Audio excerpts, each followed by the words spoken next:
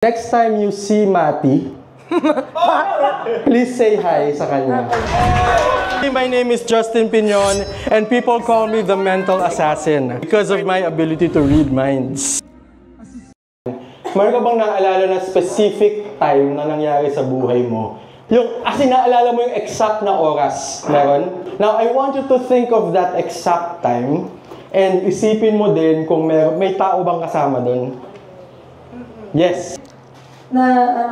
Close kami. Okay. Then, nalaglag ko yung phone niya. Okay. Tapos, instead of... Pinasag mo yung phone ko. Parang, nung nabasa ko yung phone niya, pinulot ko. Tapos, nakita kita yung doon. Tapos,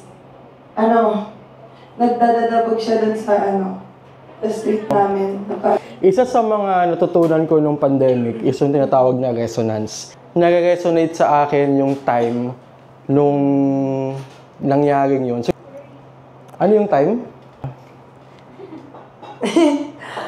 Yung galing. Tama? 11:14. 11:14, thank you very much! And, okay. Oy, next time you see Mati, please say hi sa kanya. Okay. Thank you very much!